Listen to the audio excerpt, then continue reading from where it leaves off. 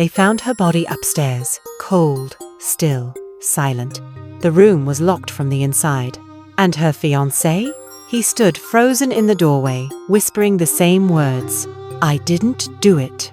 In the peaceful town of Nachi, people lived slow and simple lives. Among them was a couple, Adora and Okechukwu. They were kind, wealthy, and loved by all. Their house was always clean, their clothes were always neat, and their hearts were always open. But for 30 years, one thing was missing: a child.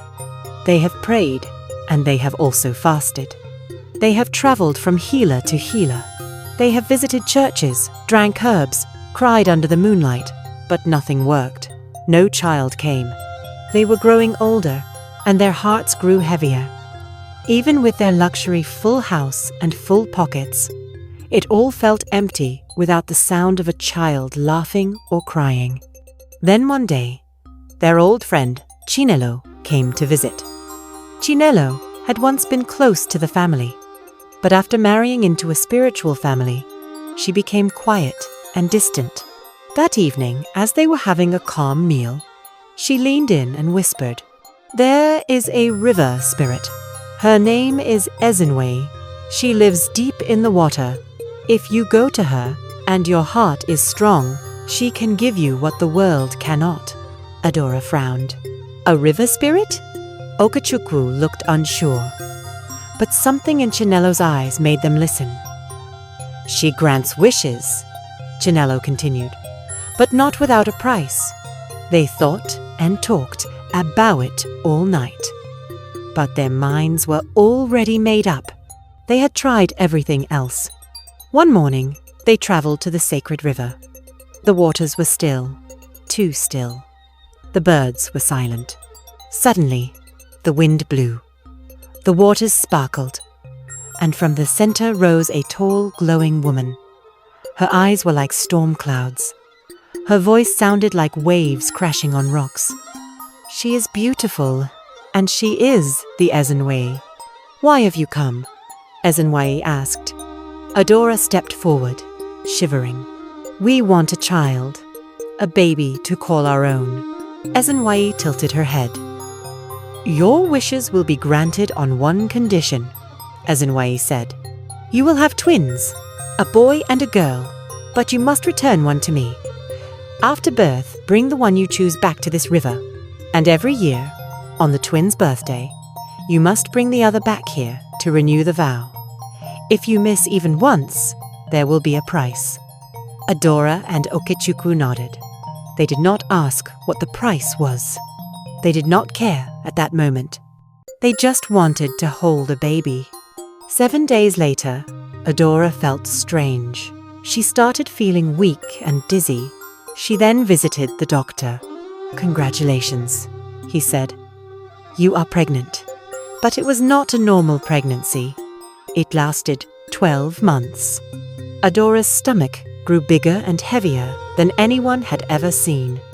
And then on the final night of the 12th month, during a stormy evening with rain pouring from the sky, she gave birth to 2 babies, a strong and loud boy and a quiet and wide-eyed girl. They named the boy Nwa Oshimili, meaning the son of a great river, and the girl Nwa Mmirima, which means daughter of a pure water. They were perfect. But now came the part they feared, which was the promise they made to Eseni. They wrapped baby Mirima in soft white cloth, kissed her forehead, and walked and cried as they walked back to the river. Eseni rose again. She took the baby gently from Adora's arms. "Remember the vow," she warned. "Bring Oshimili every year, or your peace will sink with the tides." They promised to do so, and they left. For 9 years, they kept the vow. Every birthday, they brought Oshimili to the river, and most nights, the boy would sleep with a smile on his face, because in his dreams, Minirima visited him. They would talk, laugh, and play. Even though they were apart, They still had each other in dreams. But then came their 10th birthday. That year, Adora surprised the family with a trip. They traveled to Enugu and checked into a quiet resort, tucked away from the world. What was meant to be a short getaway turned into 3 peaceful months. In the warmth of new memories, they forgot their promise, their vow renewal at the river, just once, just that 1 year. And then, Mamirima stopped appearing in Oshimili's dreams. Not the next night, not the one after. She was simply gone. 2 years later, tragedy struck. Okechukwu died in a car crash while traveling for business. Adora was crushed. She lost her husband, her joy, and the peace in her home. She moved to Lagos, hoping for a fresh start with her only child. She worked hard, took over Okechukwu's business, and slowly brought the company back to life. Oshimili grew into a fine young man, tall, calm, and kind. Girls liked him, but he only had eyes for one, Epha. Epha was sharp, beautiful, strong, sometimes stubborn, but she loved him. They dated for 2 years before Oshimili told his mother that he wants to marry her. Adora was thrilled. "You must marry well. I will plan everything." The engagement party was grand. A mansion full of food, laughter, soft music, and shiny lights. Everyone was happy. Until Epha said she was going upstairs to get her handbag. She never came back. Oshimili waited. Then he climbed up. The door was slightly open. And there, she was lying cold on the floor. No blood, no struggle, just stillness. He screamed. Adora rushed upstairs, heart racing. They called the police. When the policemen arrived, they locked the house. The guests were questioned, and the CCTV was checked. Before the party, Oshimili and Epha had argued. Nothing serious, but enough to raise suspicion. Whispers turned to fingers at Oshimili. Later that day, the police arrested Oshimili. Adora ran to the police station daily, begging them to see reason. "My son did not do this." But at night, she began to dream again. This time, the girl was not smiling. Marima stood in the corner, weeping, soaking wet, hair down, and her eyes hollow.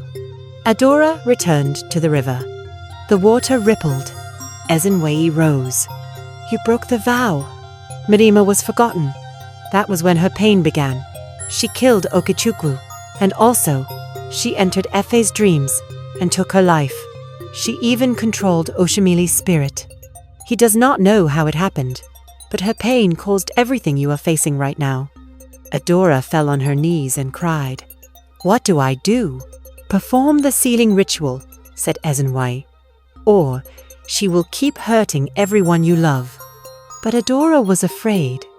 That was still her child. She returned to Lagos. A week later, she got a call. Oshimili was dead. He had taken his own life in the cell.